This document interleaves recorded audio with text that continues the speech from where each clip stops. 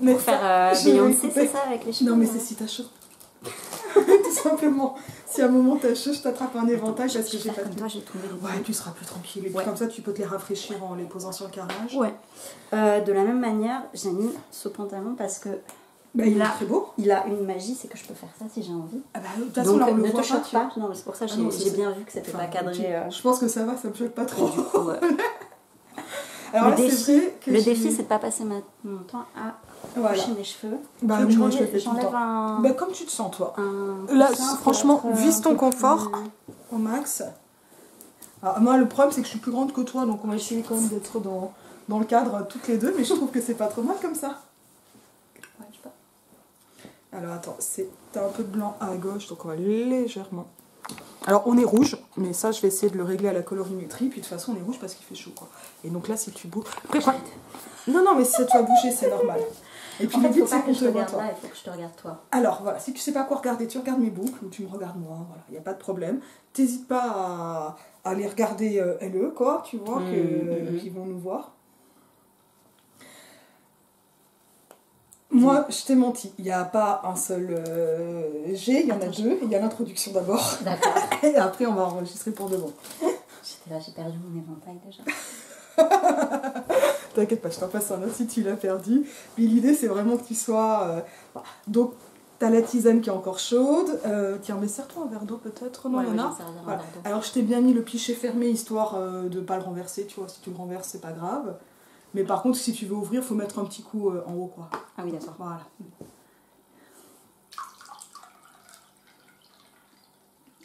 Hop là. Puis après, j'y touche plus. Bah, après, tu prends de l'eau si tu as besoin d'eau. Enfin, tu vois, tout simplement. Ouais, si tu me donnes des trucs à tripoter, moi, le problème, c'est que tu vas me voir jette avec tout bah, le c'est temps. pas grave, ça fait partie de la vie, quoi. Et donc, on montrera le tien comme ça. On fait une première tentative. Alors, essaie quand même de regarder un peu là. Ouais. Et surtout, au moment où je montrerai ça, essaie de rester un peu fixe comme pour une photo. Parce que moi, c'est là où je ferai une capture d'écran. Tu vas faire la miniature. La miniature. Parce que tu crois quand même pas que je prends des photos en plus pour les miniatures. Je suis trop une flemmarde. Je fais tout sur le bon montage. Ouais. Ah oui. Flemmarde absolue. Je sais pas, ça permet de faire des choses rapidement. Parce que... Bah, faut gagner du temps. C'est le montage et tout. Quand j'ai vu les vidéos, au départ, j'étais genre, elle monte toutes les semaines une vidéo d'1 heure. Eh bien non, justement, elle la monte pas. Elle la monte pas, c'est pour ça qu'elle peut le faire. C'est pour ça qu'elle peut la faire. C'est vraiment le grand secret, c'est que je ne monte pas. Sauf sur mes grands chevaux de temps en temps. Allez, hop, on tente une intro.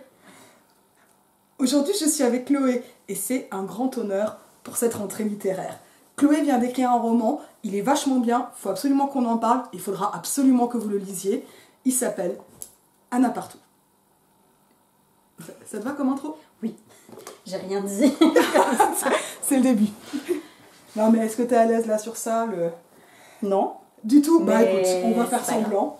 On va faire comme si tu l'étais, et puis tu vas voir, ça va venir. Et puis si ça vient pas, bah écoute, ça sera fait quand même. Oui, c'est ça, il faut passer le truc. Si la vidéo elle te plaît pas, je la publierai pas. Oui, non, mais le but d'être là, c'est d'en faire une quand même. On est d'accord, mais voilà, s'il y a un bug, on peut arrêter, on peut la faire moins longue, etc. Voilà, mais si ça plaît pas, si un truc qui fonctionne pas, ça sera pas public. Ok. Voilà.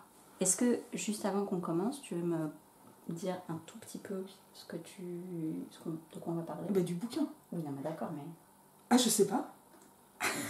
Ah ok, d'accord. Non, on va commencer par présenter le bouquin. Je vais te demander de le présenter. Des épigraphes, etc. Machin. Oui, ça, je pense qu'il y a des choses qu'on va voir, mais après plus en détail. La lecture, tu veux qu'on lise quoi?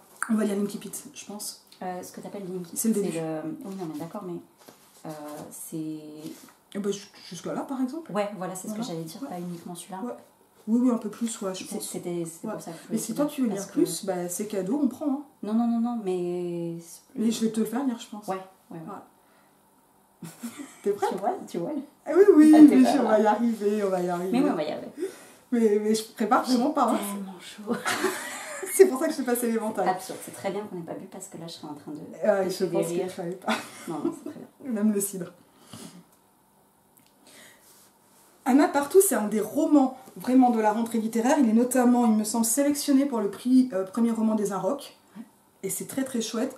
Moi, je l'ai lu pour plein de raisons, mais notamment parce que Pauline Le Gall en a quand même parlé avec très positivement sur Twitter. Et je fais très confiance à Pauline et je la salue, donc je suis ravie. Et effectivement, sans aucun regret, c'est un roman qui est édité dans une collection qu'on connaît peut-être pas trop, on va peut-être commencer par là. Ouais, on peut parler un peu de ça. Ouais, qui s'appelle Scribe. Ouais. Mais qui est en revanche dans une grande maison d'édition qui elle s'appelle Gallimard. Oui, Scribe, c'est une collection qui a été créée par un éditeur qui s'appelle Clément Ribes, qui était chez Bourgois avant, voilà, que certains connaissent, et qui a commencé, le tout premier roman qui a été édité, c'était un roman de Alexandre Valassidis, j'espère que je dis bien le nom. Je sais pas. C'était il y a un an, tout pile. Donc c'est vraiment une collection / édition toute neuve, quoi. Et toute récente, oui, parce que quand on regarde, on voit Scribe, donc on sait que c'est... On peut savoir que c'est Gallimard, mais c'est vrai que ça fait partie de ces gammes de maisons d'édition qui ont l'air d'être indépendantes et qui ne le sont pas, en fait. Oui, c'est vrai. Mais parce que les collections, en fait, on ne se rend pas compte que dans une grande maison d'édition, les collections sont très indépendantes. Oui, et puis... c'est une position un petit peu, je pense...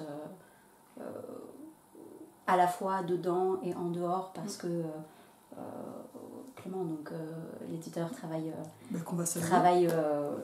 effectivement, travaille, je pense, d'une façon un petit peu en dehors de ce qui se pratique dans les autres collections de Gallimard, etc. Donc voilà, c'est un pied dedans, un pied dehors, mais je suis ravie de faire partie, parce qu'il y a plein de choses qui sont sorties déjà, qui sont des choses assez modernes, qui discutent du monde contemporain, voilà.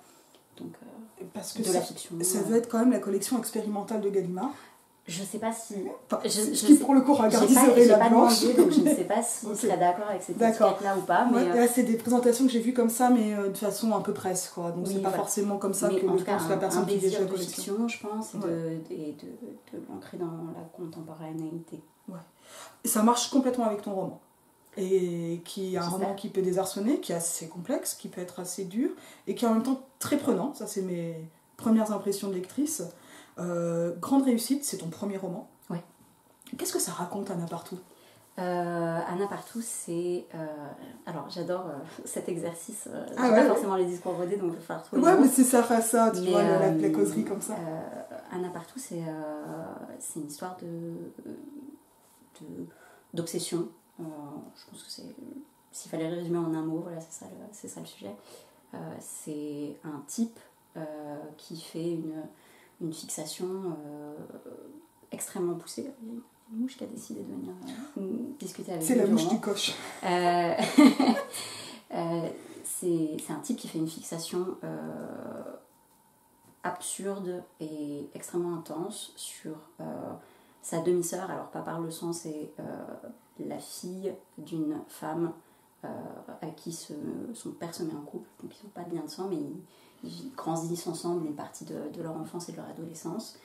Et au moment où ils deviennent adultes, lui est complètement obsédé par elle, a un désir terrible de s'insérer dans sa vie à elle, et va le faire de la façon la plus sympathique qui est, c'est-à-dire en la stalkant dans la rue, en s'introduisant chez elle. Alors j'ai un grand sourire, mais on va quand même préciser malgré mon grand sourire que stalker, ça veut dire suivre quelqu'un et espionner quelqu'un absolument partout. Oui. Alors en fait, tout ce que tu décris, ça fait partie de ce qu'on appelle les violences conjugales, mais on n'est pas dans une situation conjugale ni amoureuse. On est dans une situation de famille un petit peu recomposée, comme ça, bizarre, où sans doute, ou en tout cas moi je l'ai pensé comme ça, il se l'autorise parce que c'est une situation où il n'y a pas de barrière aussi claire que si c'était vraiment sa propre sœur de sang. Mais bien sûr, c'est une histoire terrible. Je ne sais pas quoi dire. Non, mais ça marche bien. Alors, j'ai déjà l'impression, donc ce que tu décris, c'est ce qui s'appelle notamment en psychanalyse l'incestuel. C'est-à-dire que finalement tout ce qu'il peut y avoir de climat incestueux sans qu'il y ait forcément le crime ou les agressions d'inceste. Oui. Et d'ailleurs, il dit qu'il n'est pas amoureux d'Anna. Oui, il le jure, c'est grand Dieu. Après, charge au lecteur de décider si c'est vrai ou pas. Et puis, qu'est-ce qu'on appelle amour ? Moi, je vous renvoie à Pour en finir avec la passion, que j'ai déjà cité la semaine dernière, qui dit que ce qu'on appelle amour peut s'appeler passion ou passion toxique, enfin, ou pas forcément avoir le nom d'amour, mais ça c'est une question qui est très ancienne et très contemporaine. Ouais. Donc en tout cas que tu poses, ou que tu amènes à se poser.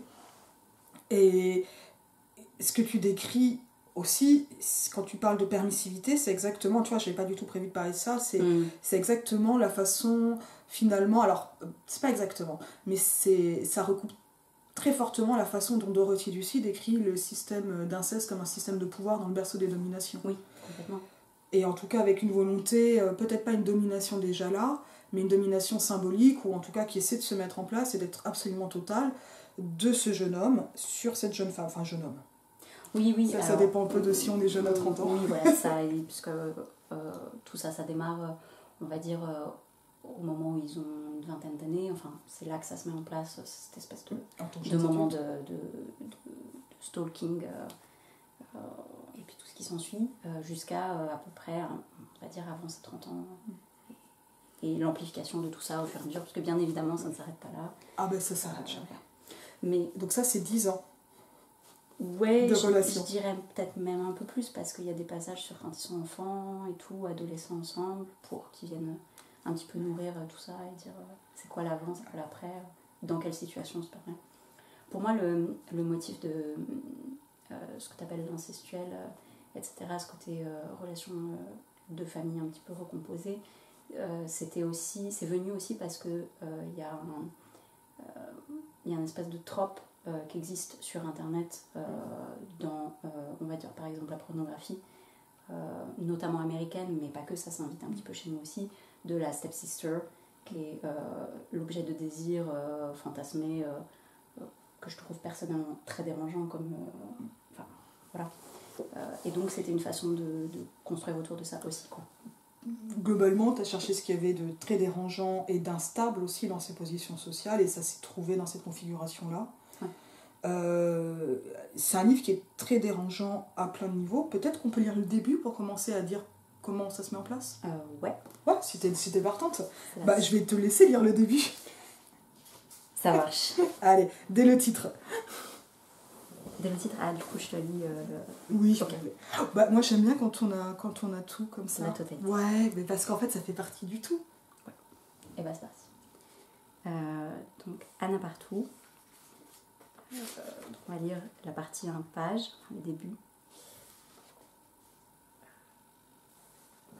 Et donc ça c'est un épigraphe. Tu m'as appris son nom tout à l'heure alors que je ne connaissais pas. C'est la citation qu'on met avant.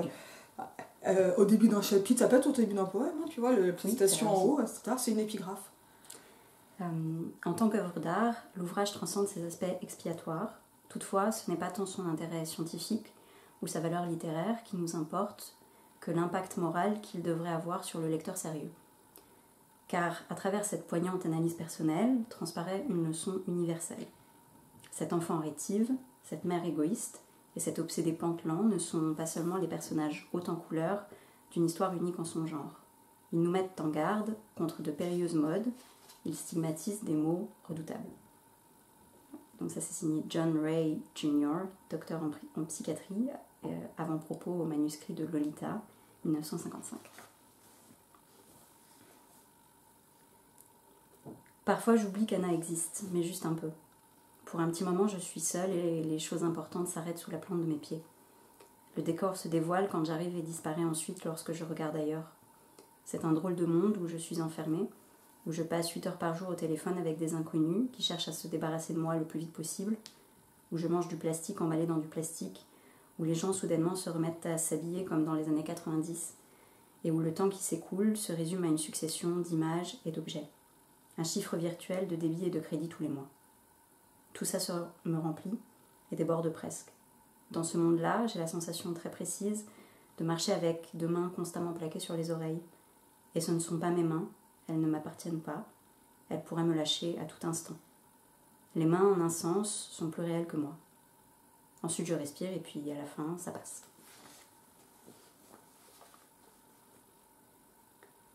Anna tient un miroir à main sans le regarder et fume une cigarette. La lumière de la pièce se concentre dans ce petit morceau de verre et est réfractée sur le mur derrière elle.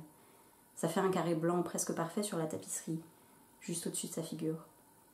La fumée flotte autour de son crâne. Je lui pose une question, elle ne répond pas.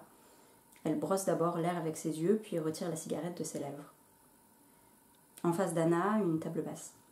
Tout un tas de choses s'y entassent, des billets, des fards à joues ou à paupières, inutiles. L'ombre dans les yeux, les couleurs aux pommettes, elle les a déjà sans les peindre. Des micro-plantes et des bougies, un briquet, un collier. Le collier, je ne l'ai jamais vu. Et c'est stupide, je pense. Quelqu'un lui a offert il n'y a pas longtemps. C'est que je reconnais tout chez elle, ses regards, ses façons, ses affaires, son quotidien et sa manière d'être, que ce soit en général ou en particulier en face de moi à cet instant. Quand elle ouvre la bouche, je sais le son que sa voix fera avant qu'elle entre dans l'air. Anna, c'est une surface lisse dont on a effacé tout le grain, les rugosités, au fur et à mesure. Je reste silencieux. Puis Anna demande où j'étais partie, et je sais bien que, quelle que soit ma réponse, sa réaction à elle sera identique. D'abord, elle penche très légèrement la tête sur la droite, puis ses yeux quittent la pièce pour aller se perdre ailleurs. Pas qu'elle n'écoute pas, mais elle sent qu'écouter est suffisant. Elle ne voit pas le besoin de vous scruter et de traduire en mots tout ce que disent nos attitudes et que nous souhaiterions ne jamais voir nous échapper. Alors elle prend cet air d'indifférence, ça ou elle n'en a simplement rien à faire. Tu n'appelles jamais, je dis, pas plus que toi. Elle pose le miroir, sa cigarette et se lève. Elle est moins grande que dans mon souvenir, suffisamment grande pourtant pour m'embrasser sur la joue, pieds nus sur la moquette. Je dois filer, reste si tu veux, les clés sont dans le plat. Je ne bouge pas, elle est accroupie dans le couloir à présent. Elle cherche des chaussures dans un placard, une manche de son manteau passée, l'autre traîne au sol. Le plat, je demande tandis qu'elle me met finalement la seconde manche.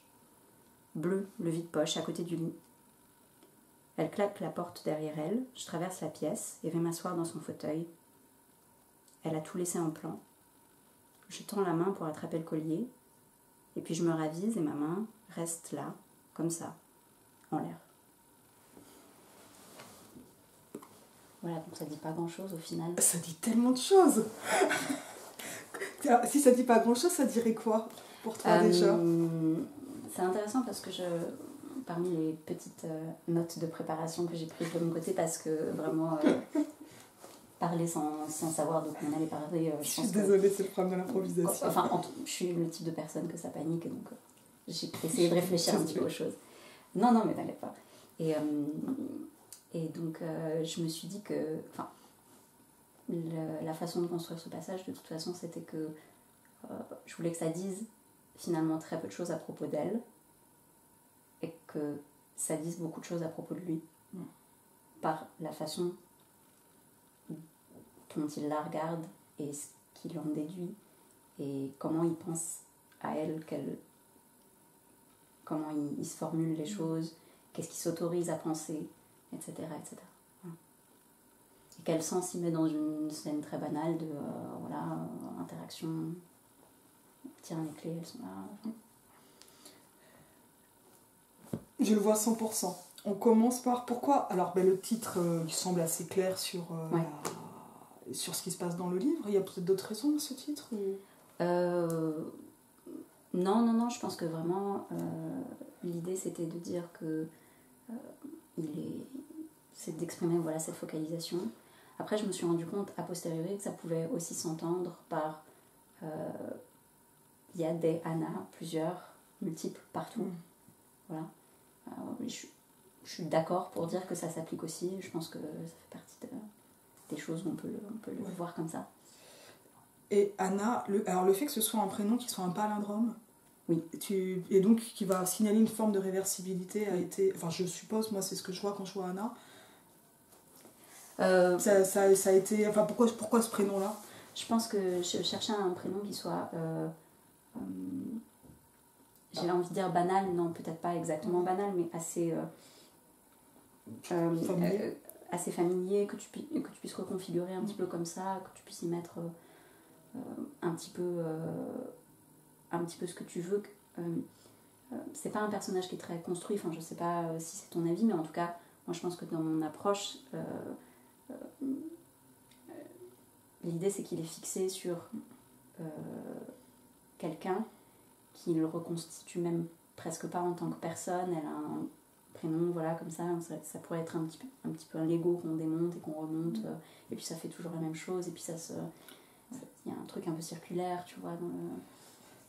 Ah oui, tu voyais le palindrome comme quelque chose de circulaire, et moi je voyais aussi du côté de la réversibilité des signes, par exemple le fait qu'ils se disent soit elle est en train d'écouter, soit en fait elle s'en fiche, ouais. mais qu'il est pas, mais toi qu'il y a une espèce de polysémie des signes, et là d'ailleurs en fait il est un peu tout le temps en train de galérer quoi, sur les signes, mais il a quand même conscience de pas arriver à quelque chose de définitif. Oui, il n'est pas...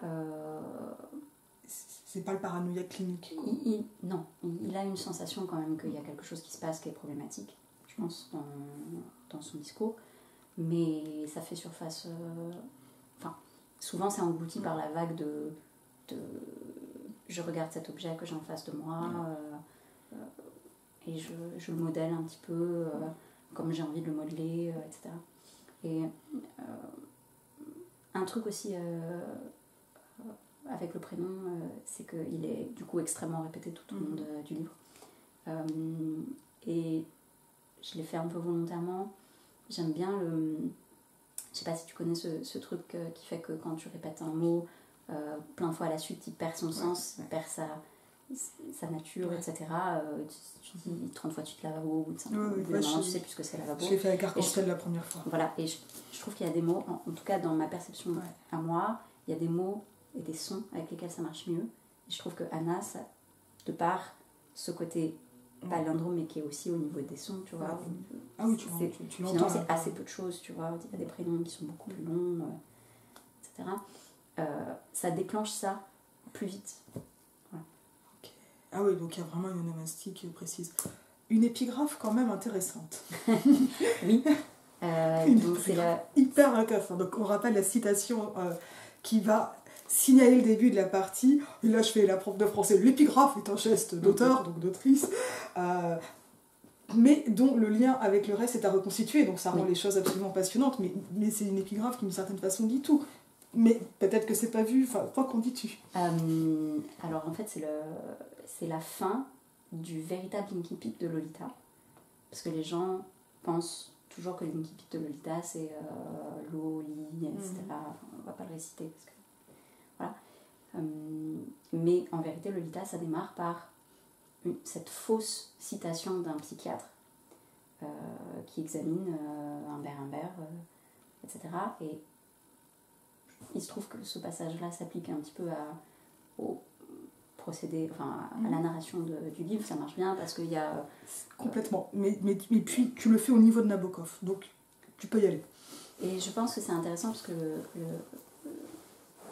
Nabokov présente ce document d'un psychiatre comme si c'était quelque chose de réel. Sauf qu'en fait, bien sûr, ça fait partie de...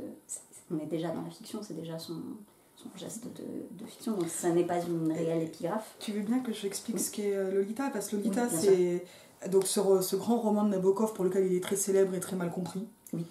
C'est le roman... le roman est constitué du journal d'un type qui s'appelle Humbert, et qui va donc nourrir une obsession, alors franchement érotique, pédocriminelle, pour Dolores Haas, qu'il surnomme Lolita. Et en fait, c'est un journal qu'il écrit quand il est en prison. Et donc ça, c'est l'expertise psychiatrique de Humbert au début. Et toi, tu cites là la fin de cette expertise psychiatrique qui précède immédiatement le début du journal d'Humbert. On va le rappeler. Nabokov n'est pas quelqu'un qui aime les petites filles, ni qui trouve normal de coucher avec des petites filles ou de trouver sexy des petites filles. Et c'est quand même pas super chouette de considérer que le phénomène Lolita, ou que dire d'une petite fille que c'est une Lolita, est sain. Oui. Bon, en tout cas, Nabokov n'est pas d'accord. Et donc c'est dans le livre parce que pour plusieurs raisons, parce que je pense qu'au moment où j'ai commencé à écrire Anna Partout, je venais de lire Lolita peut-être l'été d'avant ou l'été d'encore avant, quelque chose comme ça, et ça m'a beaucoup parlé. Enfin, c'était un grand choc pour moi, une espèce de révélation de dire il y a un danger qui peut exister dans la littérature, dans le fait de rentrer, la capacité qu'a un roman par exemple à nous faire rentrer dans la perspective de quelqu'un d'extrêmement problématique,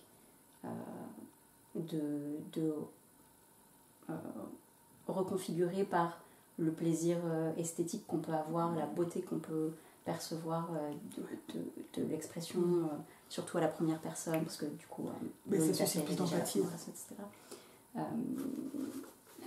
En fait, cette poésie qu'on amène dans la narration, elle peut amener le lecteur à adhérer à tout et n'importe quoi, au final.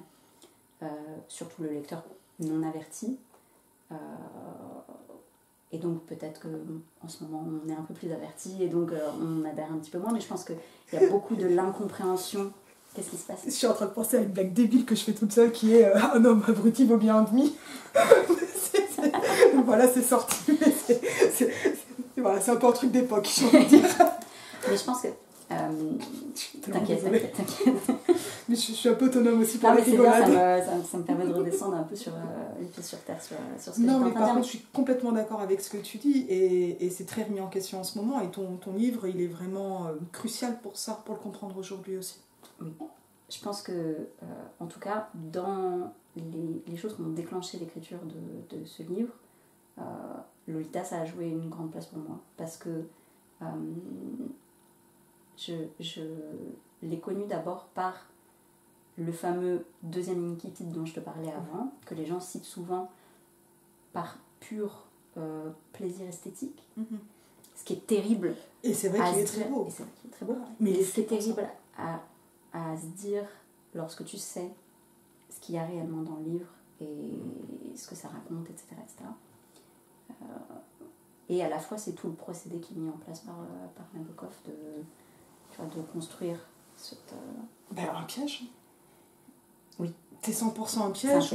Alors c'est très très Nabokov. Nabokov, c'est aussi la vraie vie de Sebastian Knight, où en fait on se rend compte. Donc, ça, c'est l'histoire de l'édition d'un manuscrit, l'édition savante d'un manuscrit de poète, par un savant vaguement académique, qui en fait, de note de bas de page en bas de page, stalk le poète qui est son voisin et qui finit par aller l'espionner chez lui ou faire des choses complètement dingues. Donc en fait, Nabokov, il est habitué de ces jeux littéraires. Ouais. Et qui passe par ce qu'on appelle en fait une narration non fiable. Le narrateur n'est pas fiable, déjà parce qu'il est éthiquement, moralement très douteux.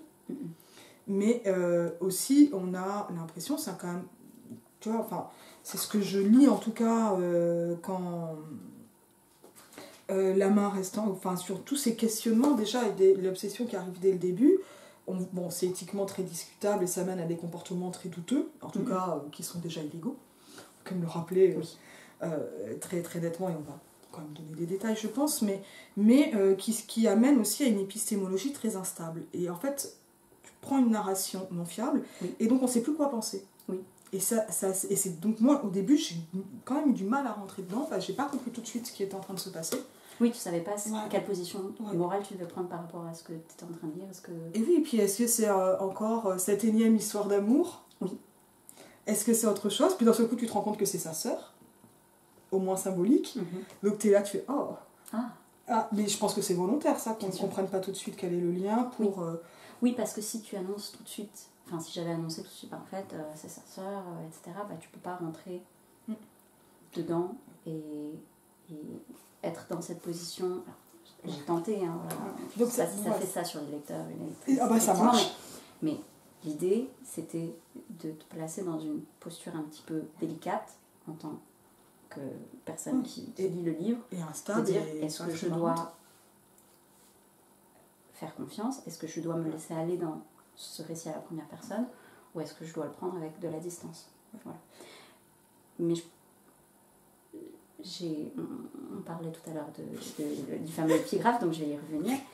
Le mettre là, c'est aussi une façon de te dire, alors ça fonctionne que pour les lecteurs qui sont avertis, qui savent de quoi ça parle, Lolita forcément. C'est une façon de te dire attention, thématiquement on est dans des choses qui sont proches de ça, quoi. Et donc on va être sur, en tout cas, faites au moins attention narrateur pas fiable, comme il y a les attention chien méchant. Oui, non, c'est pas exactement un attention chien méchant, mais je pense que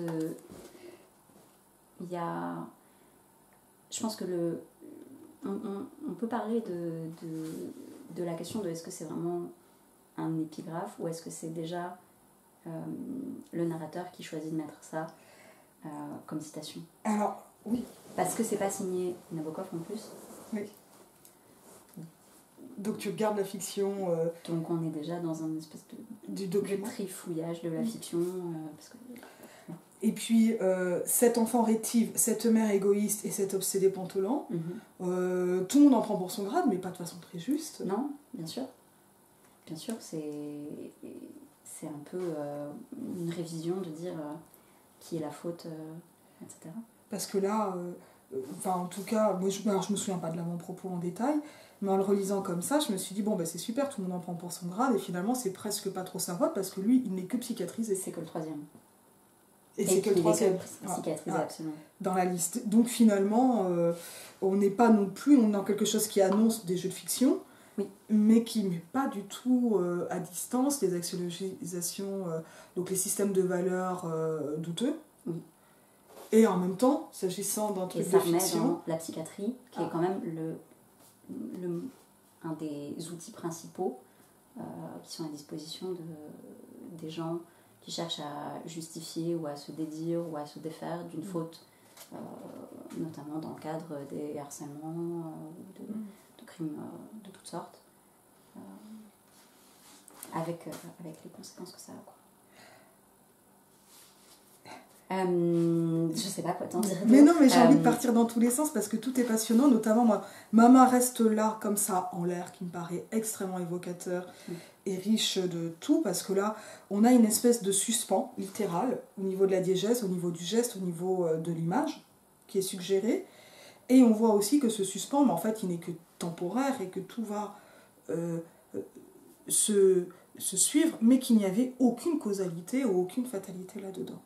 Mais les choses sont racontées comme si elles se passaient avec une forme de dissociation. Oui. Voilà, du narrateur. Déjà, on peut peut-être avancer un petit peu dans le récit et dire que il est dans un projet d'écriture lui-même. Et donc forcément, il y a un truc de toutes ces choses qui sont présentées, notamment au début du livre, c'est sa propre écriture, son propre récit de ces moments-là. Et donc forcément il rechigne un peu à se présenter sous un jour frontalement harceleur, frontalement dans l'envahissement de l'intimité de Anna alors qu'elle n'est pas là, qu'elle le laisse en confiance avec ses affaires. Et l'écriture montre quelque chose aussi de très tendu, en fait, avec une tension entre la maîtrise que suppose, au moins, on va dire symboliquement, l'écriture, et la résistance de l'objet décrit. Ça s'appelle l'objet décrit Anna. Ah oui, d'accord. Oui. Qui se laisse pas saisir, qui se laisse pas décrire, donc il y a comme une écriture impossible, et pourtant la poursuite en permanence de cette écriture. Est-ce que c'est... Alors je sais pas si ça lui est impossible, ou si c'est lui-même qui refuse d'y aller complètement, parce que ça révélerait.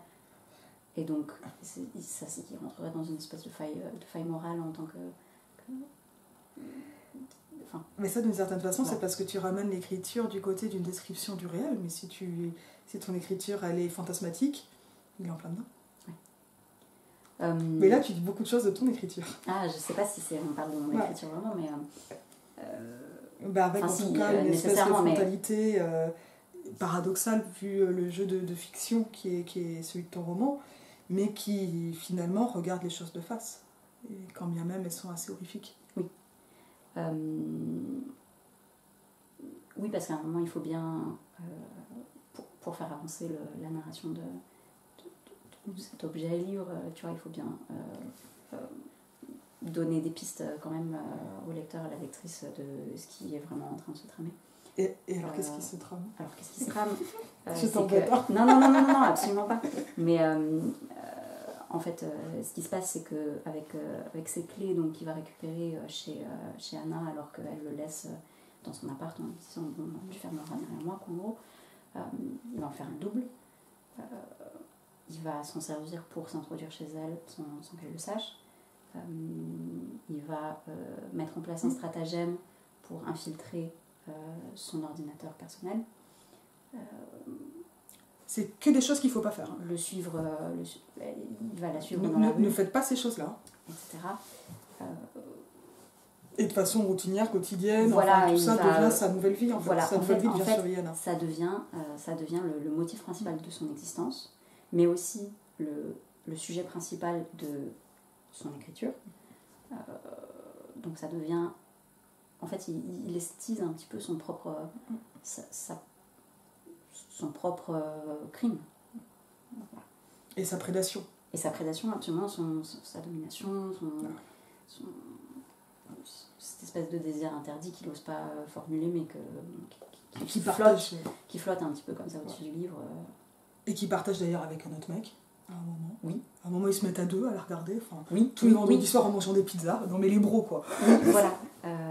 Alors, est-ce qu'il partage ça avec lui? Oui. Ou en tout cas, il se fabrique un complice qui est un peu coincé dans ça, mais qui est tout à fait consentant. Il revient. Oui, voilà. Il revient et tous les deux ils regardent Anna le soir et un jour... bon, peut-être que je divulgue trop. Non, si, vas-y. Mais je trouve que c'est quand même vraiment intéressant qu'un jour il revient et l'autre vient de voir Anna en train de faire l'amour. Oui. Et c'est un genre de grand choc. Mais finalement, il y a quand même des moments où tu te demandes si l'autre est un double réel ou inventé. C'est intéressant parce que c'est pas forcément une question que je me suis trop posée. C'est un personnage au même titre que les autres personnages fabriqués par ce narrateur principal qui est en train d'écrire. Mais est-ce que celui-là il est plus réel que les autres ou moins? Je saurais pas te dire. Mais ce qui est sûr, c'est qu'ils la regardent. À un moment, ils ont complètement passé le cap de dire on a fait ce truc. Ils la regardent vraiment comme ils regarderaient un espèce de documentaire animalier. Ah oui, parce que c'est même pas de la télé-réalité, parce qu'il n'y a pas de... Il n'y a pas la mise en scène de la télé-réalité, par exemple. Ou alors ce serait une forme très... mais il y a des expériences très internet, très... c'était vers là que j'allais. On va faire le lien. Très proto-télé-réalité peut-être un petit peu, je pense dans l'aspect. Mais c'est sûr qu'ils sont dans un truc ultra... où ils se posent plus de questions en fait. Ils sont en roue libre. Ils sont en roue libre, ils se posent plus de questions. Lui, il l'a complètement esthétisé. Cet autre personnage qui s'appelle Samy, on connaît pas vraiment trop ses motivations, à part que peut-être il a une existence qui a l'air un petit peu vide. Il y a de la pizza et des Doritos au fromage, donc après, pourquoi pas. Tout est possible à partir de là. Oh. Oui, mais en fait, tout est possible parce que est-ce que c'est si grave que ça de regarder une nana sans son consentement? Pour ces personnages, en tout cas, c'est pas si grave que ça, quoi. Voilà. Et donc, il y a le choc effectivement de quand il la surprend en train de faire l'amour, mais en même temps, c'est un espèce de choc qui est... oui, voilà, comment elle est surpris bien évidemment que quand tu mets une caméra à son insu dans la chambre d'une femme, à un moment, tu vas la surprendre dans son intimité, quoi. Et là, finalement, on est quand même très proche d'expériences volontaires de personnes, parfois des femmes qui se sont elles-mêmes filmées. Oui. Mais il y a aussi tout un phénomène de caméras détournées, piratées. Mm-hmm. Ces choses-là, j'imagine qu'elles sont dans l'arrière-plan de tes pensées quand tu écris tout ça. Oui, c'est sûr. Il y a... je pense que j'ai vécu plusieurs moments où collectivement il y a des gens qui disaient il faut absolument bloquer les petites caméras qui sont sur les PC portables, etc. parce que ça fait partie des ça fait partie de cette espèce de mythologie de ce que tu risques en tant que femme, et je dis mythologie parce que peut-être le premier risque c'est pas forcément celui-là, c'est pas qu'il y ait un inconnu qui pirate ton ordinateur pour te regarder. Mais c'est peut-être ton demi-frère. En fait, et donc, voilà, en fait, c'était de dire, en fait, ça survient, mais ça survient d'où? De la sphère familiale, intime, de gens qu'au final elle connaît, quoi. Parce que finalement, ça amène quelque chose qui est très ambivalent et dérangeant, et c'est un des nombreux grands intérêts de ton livre, qui est que d'un côté, lui, il va de plus en plus loin, et c'est ce qu'il veut sans le dire, donc on le suit, oui. Et on se demande jusqu'où ça va aller, un peu comme dans une tragédie. Oui. On sent bien que ça va pas... voilà, que ça risque d'aller dans le mur, ou que ça va pas top, quoi, en tout cas. Enfin, le moral est pas vraiment là. Mais en tout cas, ça avance. Et donc, nous, avec lui, on a envie d'en savoir toujours plus sur Anna, d'autant que lui-même étant dissocié, et tout n'étant pas clair, on a un peu de mal à comprendre ce qui se passe autour d'Anna. Il y a par exemple des personnages qui en fait n'en font qu'un, des choses comme ça. Oui, oui. Et en même temps, on a un peu envie que ça s'arrête, parce qu'on sent bien que c'est pas top, et on se demande quand est-ce qu'il va être découvert. Et donc, je suis désolée. Et alors, j'ai rêvé que je fume une cigarette cette nuit. Ah. Je pense que c'est pour ça que je tousse aujourd'hui. Donc c'est parce que tu es... Ça fait 3 mois que j'ai arrêté. Parmi les vagues trucs définissants d'Anna, c'est qu'elle fume. Oui, voilà. C'est une espèce de cliché, de stéréotype de femme fatale. De femme, une espèce d'archétype féminin un peu désirable, un peu la parisienne comme ça. Ouais. Un peu libre, un peu autonome, un peu émancipée. Et qui finalement aussi ne se rend pas compte peut-être que ce signe de liberté est un signe de dépendance et de danger. Enfin, il y a aussi un peu tout ça. Mais voilà. Et en fait, on est pris tout au long du récit, dans la construction du récit, dans cette double tension de... On a envie que ça continue, on a envie que ça s'arrête, on a envie qu'il puisse faire les choses et on a peur qu'il soit découvert, en même temps on veut qu'il soit découvert. Oui.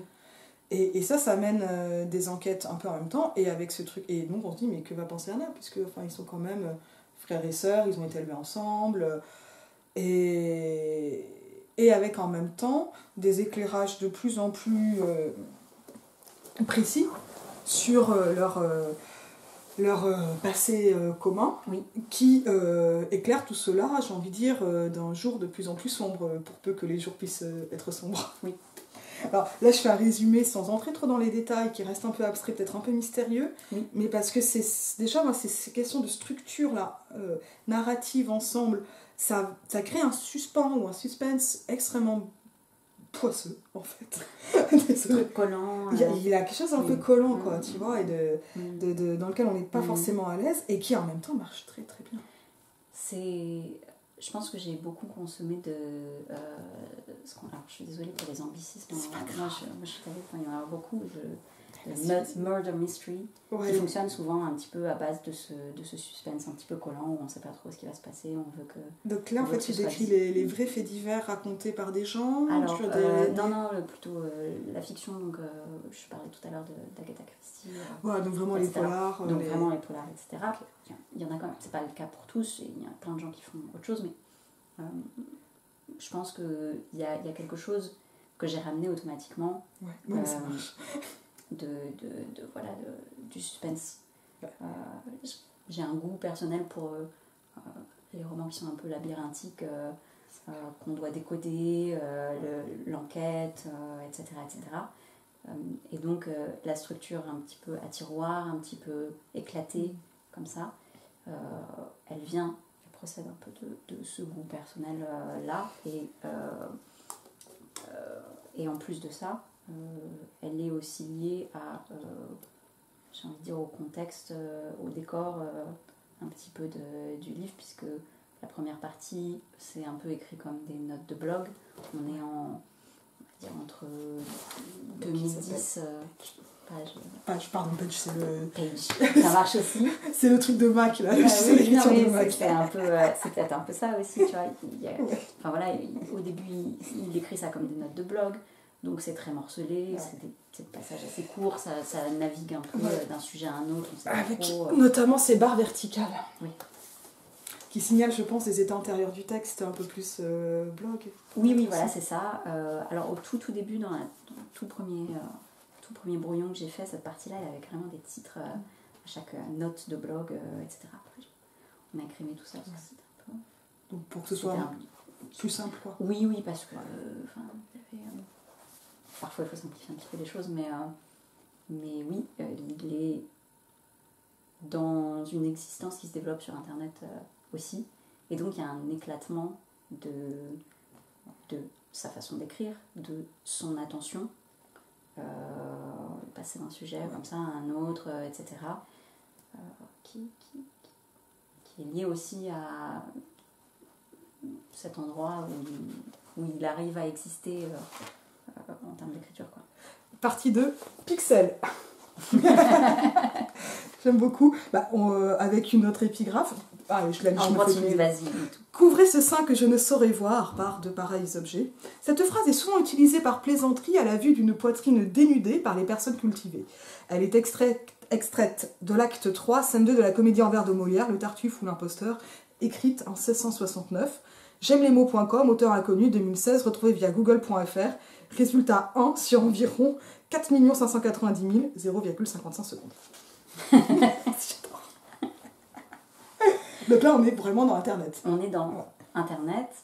Alors, ça, c'est les petits espaces où on essaye d'alléger un petit peu et de montrer des choses. Tu vois, ça te fait rire, donc je suis contente. De temps en temps, il faut qu'il y ait un petit truc qui soit drôle je voulais absolument parler pour survivre à ce livre, etc. Mais oui, il y a Internet, c'est un grand sujet. Cette épigraphe-là, c'est un peu comment est-ce qu'on discute pas d'Internet, mais comment on discute de littérature sur Internet. Voilà. On pense qu'on veut de cette citation j'aime les mots.com. C'est pas faux, hein. C'est pas faux, c'est peut-être une lecture... c'est réducteur. C'est une lecture ultra réductrice. C'est ultra réductrice, mais j'ai tellement eu l'impression de dire du Flaubert. C'est le dictionnaire des idées reçues, il est vraiment 100% ce ton-là, quoi.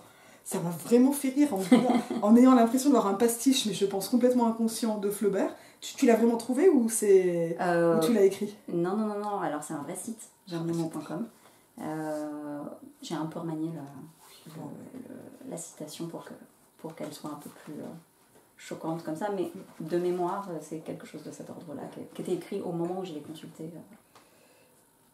Et on va voir dans cette partie-là, notamment, alors est-ce que c'est là? Ouais, on commence à avoir en fait des effets que moi j'appelle de found footage, mais c'est un transfert. Le found footage, c'est au cinéma, les bobines retrouvées, ce qui correspond en littérature à ce qu'on appelle la fiction du manuscrit retrouvé. Et ça passe notamment par des jeux de typographie qui donnent l'impression d'être sur Internet, en fait, qui sont des extraits directs. Et ça interroge. Alors on a des passages on peut... N'ayons pas peur, mais quelques passages en anglais. Oui. J'ai réussi à les comprendre alors que je ne suis pas très forte en anglais, donc c'est que ça va. Il y en a un très gros, et puis après il y a un peu des mots parfois qui se glissent. Mais qui sont d'époque en fait, quoi. Voilà, c'est ça que je voulais voir. Notamment, hop là, on va le montrer directement. Alors oui, avec tout ça, j'ai pas montré la couverture, ce qui est quand même un scandale. Je te fais un... Non, c'est bon. Parce que je voyais le soleil. Ouais, mais j'ai pas un éclairage super valorisant ici, mais bon. Donc là, on a les Doritos, et c'est quoi? C'est sa boîte mail finalement? C'est son navigateur internet? Là, on est c'est Facebook, là. C'est son Facebook, on est sur du Facebook, période, on va dire, je crois qu'il y a une date quelque part, 2012, 2014, voilà, 2014, je viens de voir là.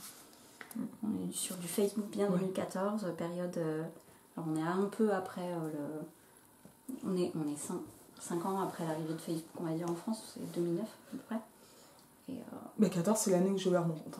Voilà. Parce que moi, j'ai dans la période où les gens postent des photos de soirée, se taguent, etc. Mais qui est déjà envahi par la publicité un petit peu, etc. Et où les gens commencent à utiliser Facebook pour faire des choses plus concrètes aussi, puisqu'il y a une annonce, un avis de recherche pour une jeune femme qui a disparu, voilà, qui est diffusée au milieu de gens qui demandent de l'aide pour déménager et qui postent des photos, etc. Et ça crée un effet, alors qui pourrait être un effet égalisateur. En fait, c'est plutôt que ça met en avant l'effet égalisateur du fil, du flux internet, et ça le rend choquant. Oui. Ça le rend très choquant. Oui. Parce que cet effet égalisateur, donc une annonce, une pub, etc., finalement, un truc anodin tombe...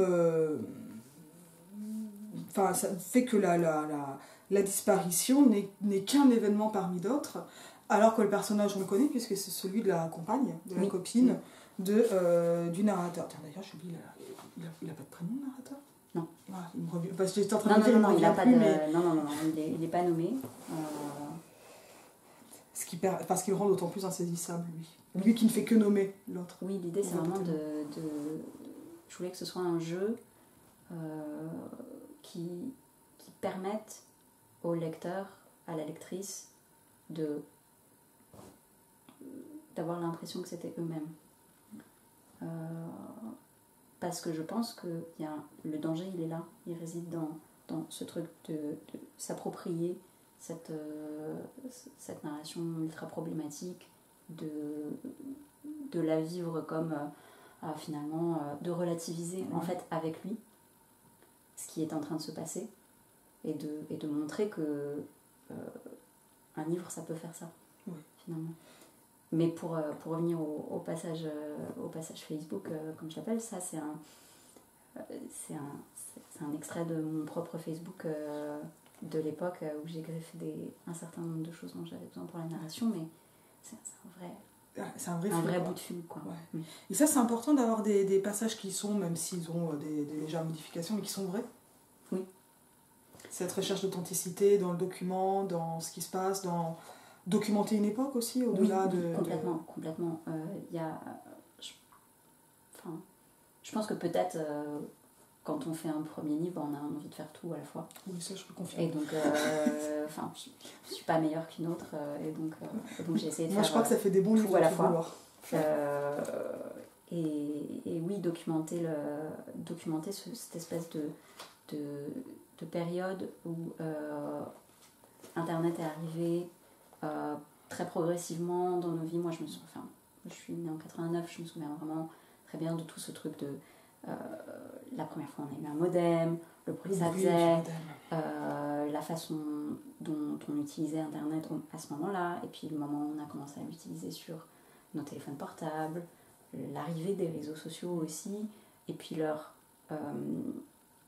transition de c'est un espèce d'espace de liberté, de créativité, c'est vachement cool, à finalement un endroit de répétition, d'espace où tu trouves du harcèlement, des conflits, de la domination. Et qui enferme exactement comme ton livre finalement reproduit cet enfermement progressif d'Internet et montre alors comment finalement Internet favorise les obsessions d'une certaine façon.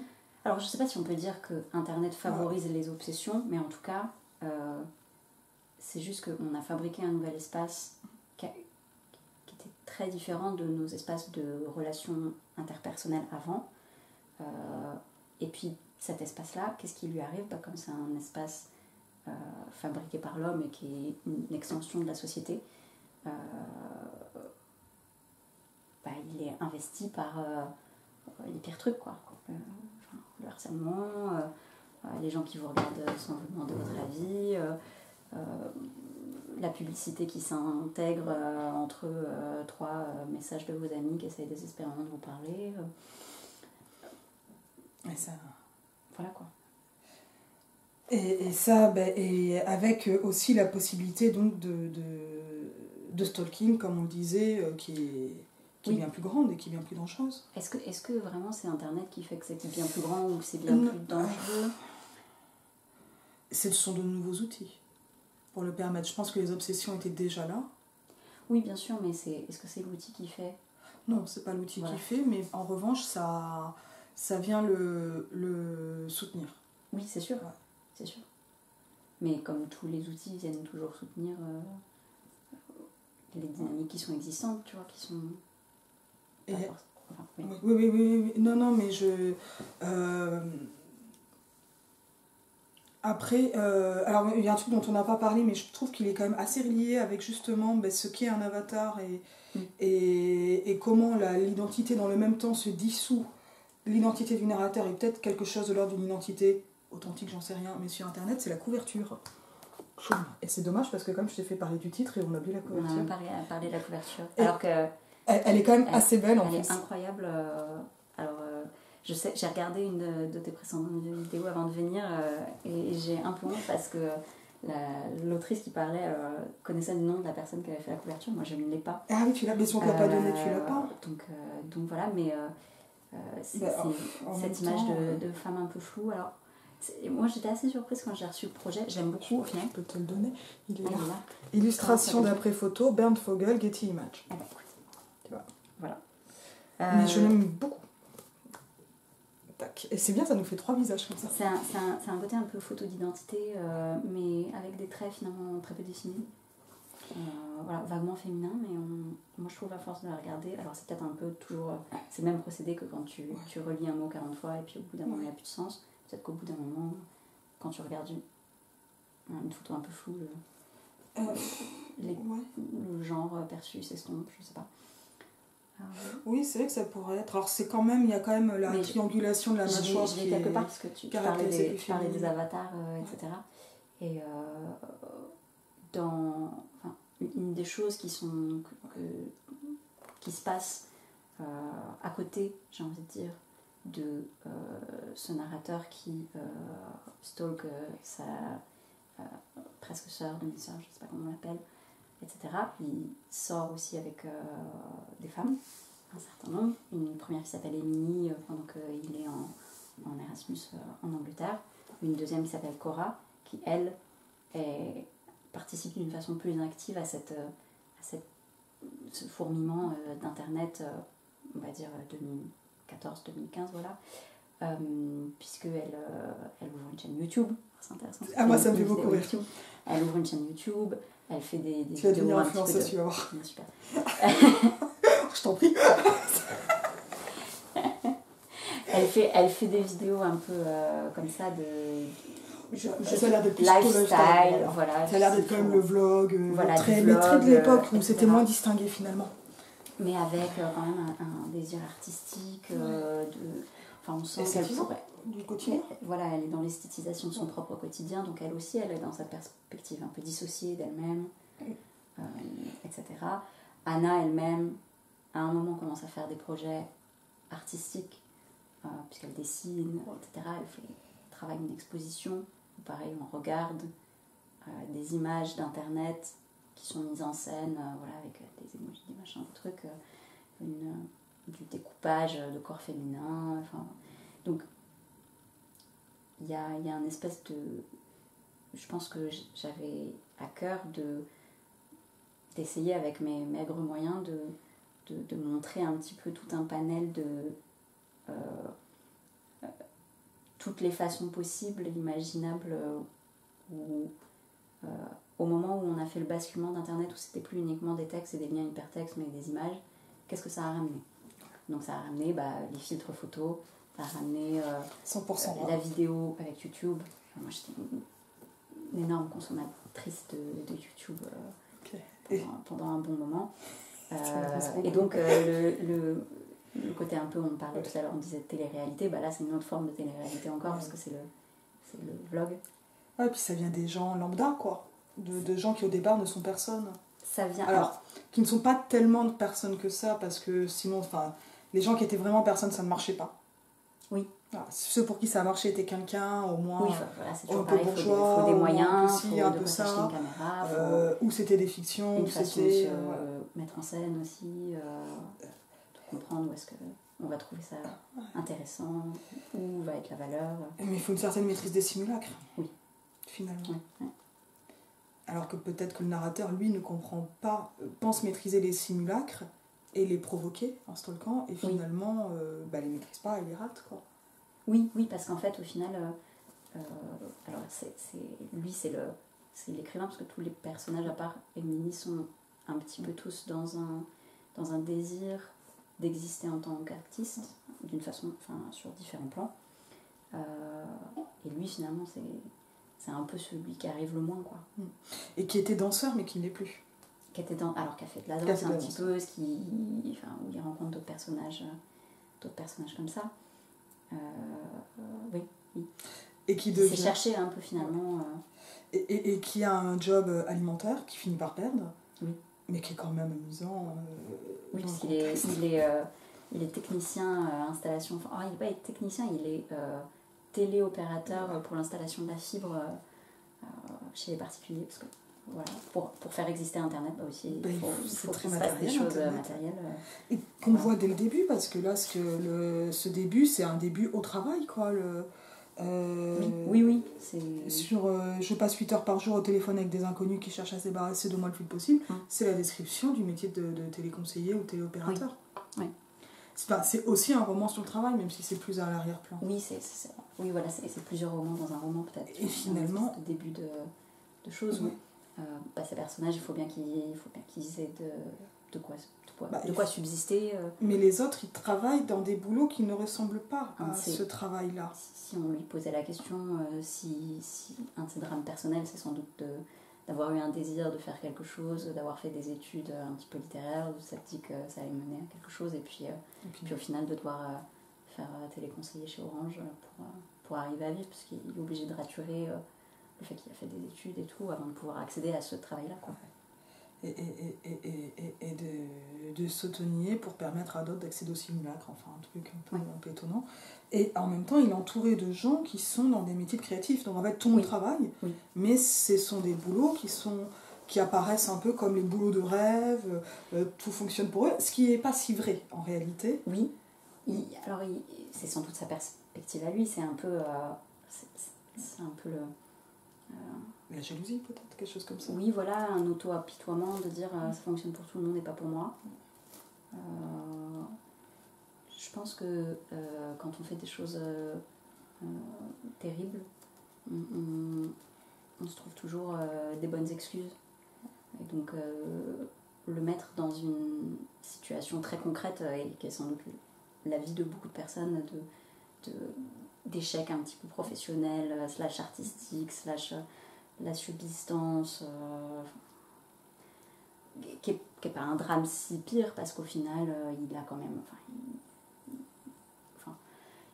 il habite, il a quand même une maison où il peut aller de temps en temps, parce qu'il y a la maison de son père, après il habite chez sa copine, chez l'influenceuse youtubeuse Cora, qui elle a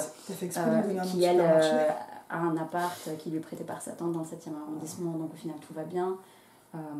Donc finalement, même à ce niveau-là, ce drame qui vit, c'est peut-être que elle vient peut-être d'une posture un petit peu privilégiée. Ouais. Privilégiée, mais pas assez, ou pas comme il le voudrait. Oui, voilà, c'est ça. Et tu as fait exprès de donner un nom de supermarché à Cora ? Non. L'influenceuse. Non, pas du tout. Non, c'est parce qu'il y a des tu l'as dit, tu l'as mentionné en passant, il y a des permutations qui sont faites sur les prénoms. Et donc il y a Émilie écrite de deux façons différentes, Anna qui est un palindrome, un personnage masculin qui a juste une lettre mais qui n'a pas vraiment de nom, le narrateur qui n'a pas de nom. Et, il y a deux Anna. Et il y a deux Anna, oui. Et c'est vrai, j'étais en train de faire la liste et j'avais déjà oublié ce bout-là. Et il y a Caroline, Coraline, on ne sait pas trop. Si on sait, mais en fait, lui il se trompe au début. Voilà. L'autre répond, oui, on m'appelle toujours d'une façon différente. En fait, on me perçoit toujours comme une autre personne que ce que je suis. Et en même temps, il accède aux coulisses de l'influenceuse, c'est-à-dire qu'il voit la mise en scène de la story, du vlog, et donc et il voit bien sûr la vidéo finale, donc il voit les écarts, ce qui pourrait être plus authentique, mais qui donne l'impression que tout est simulacre. Oui. En fait, il se rend compte que... non, je pense qu'il a très conscience, je pense qu'on a tous très conscience dans cette génération-là, que tout ceci n'est que des fictions, qu'on rajoute sur d'autres fictions, avec chacun son médium préféré. Et oui, du coup, il insère à l'intérieur de son propre... sa propre création littéraire, entre guillemets, des exemples qui sont un petit peu... qui sont pas très tendres avec ces gens qui partagent sa vie, même que ce soit de toute façon, avec les femmes avec qui il sort, il est extrêmement... il est vraiment pas très sympa avec elle, quoi. Dans le discours, en tout cas, de ce qu'il exprime, il est dans une posture de surplomb, un petit peu comme ça, vis-à-vis de Cora, je pense en particulier, de dire elle est influenceuse, oui, tout ceci, elle a l'impression de faire de la fiction, mais bon, tout ceci est un petit peu bas niveau. ça se voit bien qu'elle monte tout d'une façon voilà, un petit peu bricolage. Il est très méprisant. Et aussi, finalement, je reviens à cette question de l'outil, mais ça répond aussi à ça. Finalement, il est un peu l'incarnation d'un male gaze. Ah bah bien sûr. Et aussi par les outils, bah oui, il faut le dire. Oui, d'accord. C'est vrai qu'on l'a pas dit depuis le début. Mais oui, mais parce qu'après on va présenter la troisième partie, mais on va commencer par male gaze. Oui, non, oui, c'est sûr. Non, bien sûr, évidemment, il est male gaze déjà de base. Il est gaze, qui regarde, voilà, parce que il est stalker, c'est-à-dire, je pense qu'il n'y a pas de... C'est un voyeur. Voilà, c'est un voyeur. C'est un voyeur qui provoque, c'est pas juste un voyeur occasionnel et qui a un seul objet. Oui, il est voyeur. Il passe à travers la caméra de Anna, donc il est dans un dispositif de caméra. Donc il faut rappeler que le male gaze, ça a été théorisé au départ autour du cinéma, et donc du dispositif de caméra et de ce que la caméra regarde. Et de l'exemple des voyeurs dans Fenêtre sur cour, du fait que Fenêtre sur cour, par exemple, mais c'est un dispositif de voyeur. Oui, absolument. Oui, donc oui, c'est vrai qu'il regarde par la fenêtre aussi, parce qu'il la suit dans la rue, il la suit dans le métro, etc. Et donc de temps en temps, il se pose en bas chez elle, il regarde ses fenêtres, ça lui donne des informations sur elle est là, elle n'est pas là, elle est dans cette pièce-là, elle est dans cette pièce-ci. Tu parles de fenêtre sur tour, mais moi je vais te parler d'autre chose. C'est dans Un amour de Swann. Un amour sur Swann, c'est intéressant comme ça. Dans Un amour de Swann, dont on parlait tout à l'heure, Swann il regarde Colette à un moment. Pourquoi je dis Colette, n'importe quoi. Je suis perdue, Odette. Tu commences à fatiguer, la chaleur. C'est un petit coup d'éventail. Un petit coup d'éventail, merci. Il fait 33 degrés. Je pense qu'il fait un peu chaud là, on commence à voir.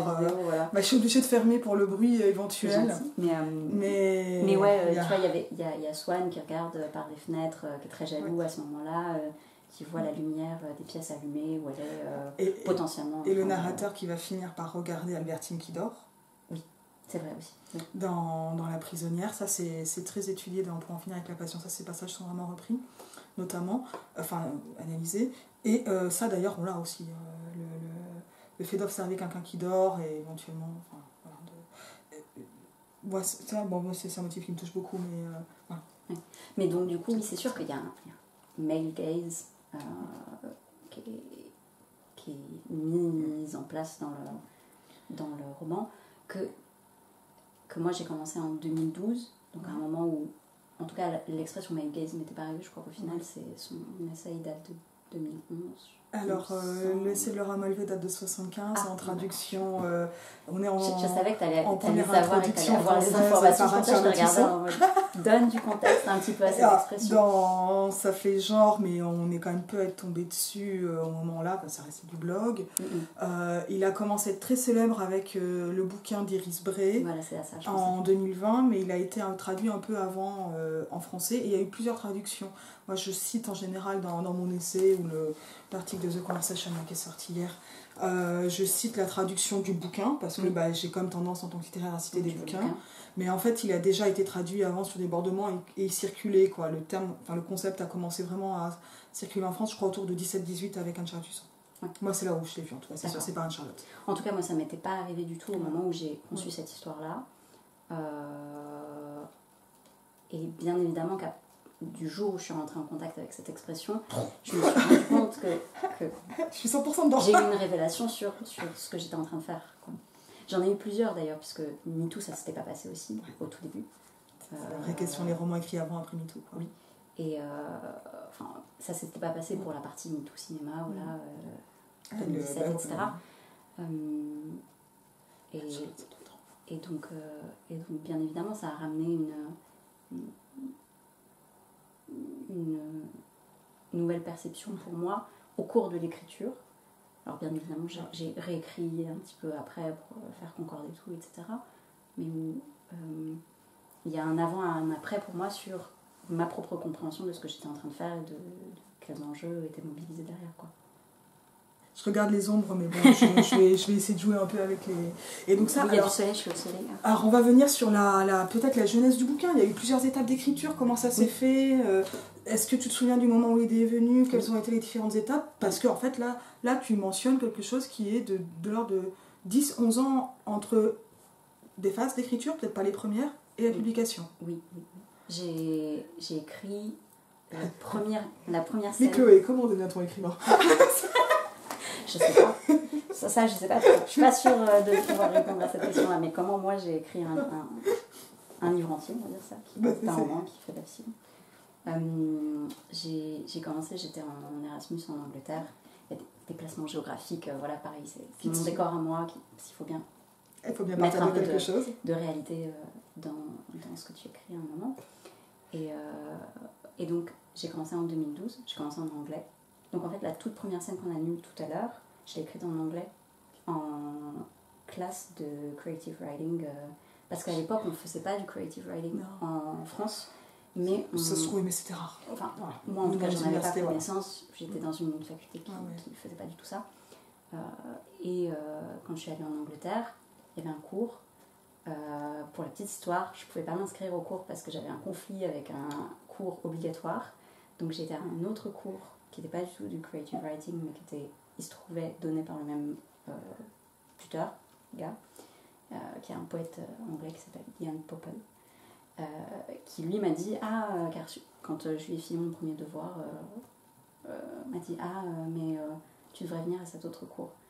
Et ce qui est un peu le meilleur truc qui peut t'arriver en tant que personne qui cherche à écrire, enfin voilà, le fantasme d'être repéré comme ça. Et du coup, dans une de ces classes, alors c'était sur un semestre, donc ça n'a pas duré très longtemps, il nous a donné des photographies en nous disant, voilà, prenez-en une qui vous plaît, faites ce que vous voulez avec, quoi. C'est vraiment le creative writing à l'anglaise, à l'américaine, un peu très libératrice, etc. Pas beaucoup de guides, mais c'est un bon espace, quoi. Ça t'oblige à écrire toutes les semaines, faire des trucs, tu dois les rendre à la fin, donc il faut bien y réfléchir, etc. Et donc je me suis retrouvée avec une photographie qui était une photographie de femme en sous-vêtements, dans une espèce de loge, peut-être d'habillage, ça sent la loge de théâtre ou quelque chose comme ça, avec une espèce de truc carré au-dessus de sa tête, je sais pas pourquoi, et donc elle était comme ça, très bien coiffée, avec une coupe très lisse, très voilà, et avec un regard très très frontal comme ça à la personne qui la prend en photo, qui est à mon sens très possiblement un homme, mais ça c'est mon interprétation personnelle. Et donc voilà, et donc à partir de ça j'ai écrit la première scène qu'on a eue tout à l'heure, quoi. Donc je ne sais plus de quoi on parlait. Donc tu l'as écrit en anglais, je te demandais les étapes. Je l'ai écrit en anglais, donc j'ai commencé ça en 2012. Après j'ai honnêtement plus trop touché pendant 3 ans. Ça nous mène vers j'ai repris, j'ai repris beaucoup, mais j'écrivais des petites choses donc la pratique en parallèle, dont certaines que j'ai réincorporées après dans ces passages de notes de blog, etc. Et j'ai terminé en 2020 pendant le je pense le deuxième confinement, quelque chose comme ça. Au moins ça sert à quelque chose, les confinements. Donc ça sert à plein de choses, c'est important. J'ai écrit beaucoup pendant que je travaillais, le matin dans le bus, par des petits bouts de 10 minutes sur mon téléphone portable, qui était une façon aussi de me mettre en situation, peut-être, tu vois, dans la situation d'écriture qui est représentée dans le livre, qui est de dire, il écrit de façon très fragmentaire, etc. Ça forçait ça un petit peu, tu vois. Ouais, donc t'as quand même aimé des choses. Et au moment où t'as le concept de male gaze, alors je vais te le dire autrement. Il y a le concept de male gaze qui commence à débarquer, MeToo débarque, et toi-même tu débarques. Non, je fais ça. Donc on a une troisième partie qui s'appelle Paysage, mais alors avec une épigraphe que je te laisse le soin de lire. C'est moi qui l'ai lu celle-là. Comme tu veux, si vraiment tu préfères que je la lise. Eh ben c'est parti. Car elles ne peuvent pas être conçues en dehors de cette catégorie. Elles seules ne sont que sexe, le sexe. Les sexes, elles ont été faites dans leur esprit, leur corps, leur acte, leurs gestes. même les meurtres dont elles font l'objet et les coups qu'elles subissent sont sexuels. Donc ça c'est Monique Wittig, écrivain terroriste politique ayant fui Paris, la catégorie de sexe, publiée en anglais dans Feminist Issues 2.2 au printemps 1982.